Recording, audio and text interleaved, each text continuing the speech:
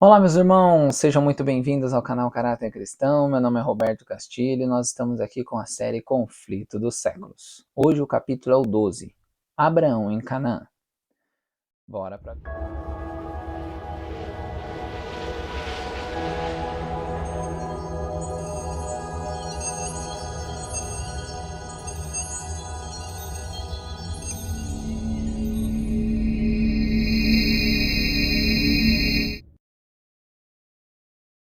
Bom, meus amados, do capítulo 13 ao 18 do Gênesis é onde vai contar a história que nós vamos estudar hoje, ok? Então, no capítulo 13, depois de Abraão ter aceitado sair da sua parentela, ele trouxe consigo seu sobrinho Ló. E aí houve alguns problemas entre os pastores e Abraão, ele falou para Ló escolher um melhor lugar e que era melhor eles se separarem. E assim foi feito. Após isso, Deus reafirma mais uma vez a promessa feita no capítulo 12 para Abraão. No capítulo 14, haverá uma guerra entre 4 e 5 reis, onde Abraão é colocado ali para recuperar Ló, pois Ló tinha sido levado cativo por ter perdido a batalha à cidade de Sodoma. E assim ele já começa a sentir que as escolhas feitas por Ló não foram das melhores, né? Depois de vencer a batalha, Abraão, no caso, ele não aceita os despojos, né? E eles dividem entre eles, mas Abraão ele dá o dízimo de tudo que ele possuía. No Gênesis 15, Deus vai falar da promessa do herdeiro. E vocês vão ver sobre justificação pela fé no verso 6, né, quando Deus imputa a justiça em Abraão. E depois eles fazem um pacto, uma aliança, né, que nós vamos ver também. No Gênesis 16, Sarai faz uma proposta para Abraão. Abraão aceita essa proposta. E aí, depois que Agar ela tem um filho, acontece de ela começar a brigar com Sara, né? Então Agar acaba não aguentando, foge, um anjo a acha, pede para ela voltar. Ismael nasce. No capítulo 17 vai ter a aparição de Deus a Abraão, e aí é colocado em prática a circuncisão, como um sinal do povo de Deus.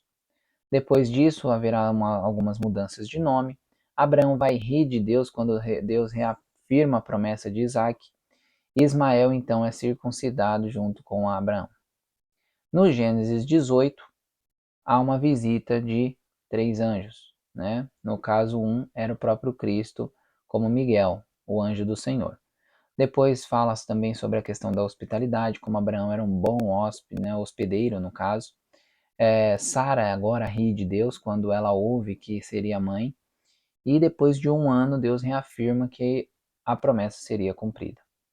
Abraão, então, ele vai interceder por Sodoma e Gomorra, pois haveria um juízo nesta cidade. Então é isso que nós vamos estudar hoje de uma forma mais minuciosa no capítulo 12 do Patriarcas e Profetas. E logo no primeiro parágrafo diz o seguinte: Abraão era superior a Ló e em parentesco, riqueza e posição. No entanto, foi o primeiro a propor planos para conservarem a paz, se bem que a terra toda lhe houvesse sido dada pelo próprio Deus. Cortesmente declinou de seu direito. E com essa atitude, Abraão demonstrou como nós, como cristãos, devemos ser. Pois muitas famílias, igrejas, são destroçadas por causa de contendas e por falta de amor ao próximo, por falta de se colocar na pele do outro. Então, Abraão aqui já mostra como um verdadeiro cristão deve ser.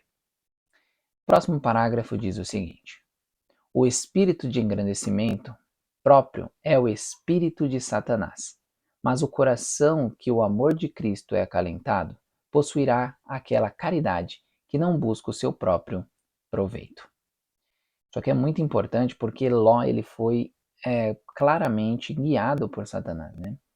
E ele aceitou as sugestões do inimigo. E ele pensou que ia se dar bem. Ele não pensou nas coisas espirituais, ele pensou em ficar na comodidade, onde tinha uma cidade grande, facilidades.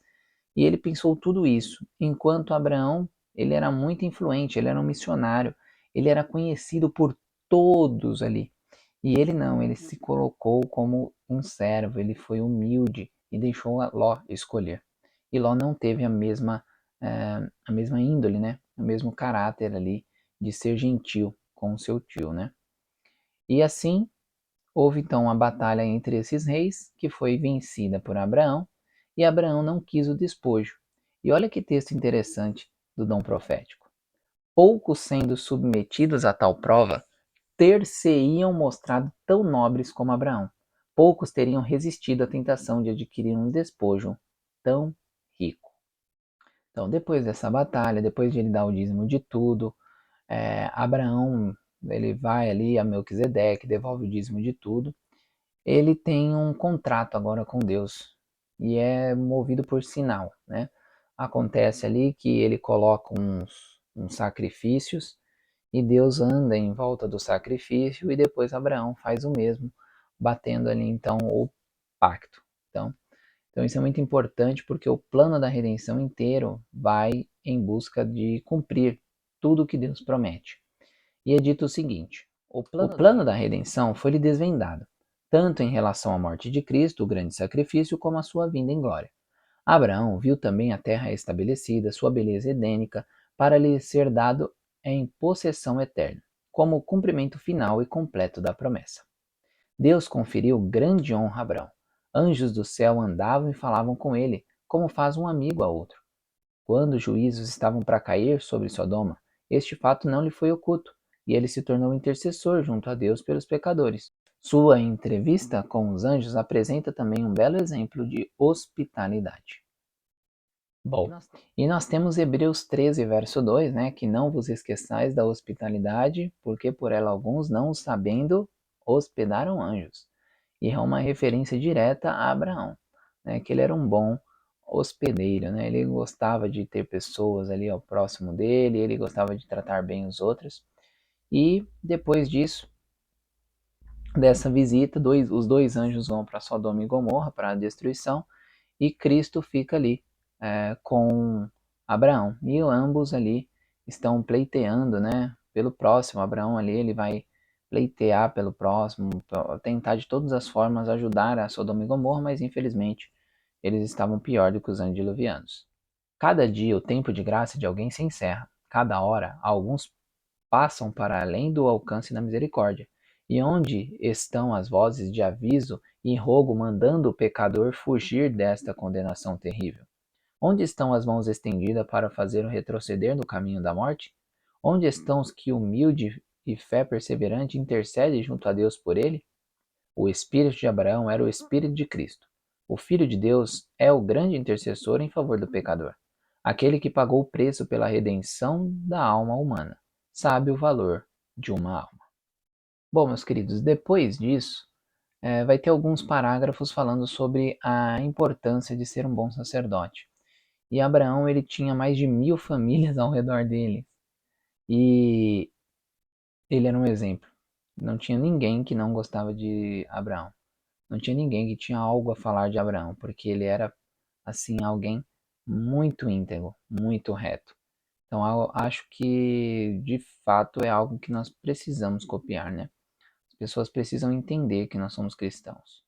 Semelhante aos patriarcas da antiguidade, os que professam amar a Deus devem construir um altar ao Senhor onde quer que armem sua tenda. Se houve um tempo em que cada casa deve ser uma casa de oração, é hoje. Pais e mães devem muitas vezes erguer o coração a Deus em humilde súplica por si e por seus filhos. Que o pai, como sacerdote da casa, deponha sobre o altar de Deus o sacrifício da manhã e da tarde, enquanto esposa e filhos se unem em oração e louvor. Em uma casa tal, Jesus gostará de demorar-se. Olha que bênção. Fazer culto manhã e tarde, em casa, em família, é algo que Deus tem prazer de estar ali junto com vocês. Então isso é muito importante. E para nós finalizarmos o parágrafo chave, eu gostaria de deixar ele aqui como um apelo para nós. Uma casa cristã bem ordenada é um poderoso argumento em favor da realidade da religião cristã, argumento que o incrédulo não pode contradizer. Então, meus queridos, quando você tem uma família que está na direção certa, que está fazendo a vontade de Deus, todo ao redor não vai conseguir falar que essa família não tem Deus no coração. Então, o que nós precisamos ser famílias fiéis ao Senhor. E este é o meu desejo para mim e para cada um de vocês. Que Deus os abençoe. Vamos orar? Grandioso eterno Deus, muito obrigado por essas lições que o Senhor nos dá através do seu servo Abraão. E gostaríamos que o Senhor nos ajudasse a sermos sacerdotes do nosso lar para fazer a tua vontade e muitas pessoas possam se salvar. Perdoe nossos pecados, nos dê um ótimo momento de oração, de estudo da palavra. É o que eu te peço no doce nome de Jesus. Amém.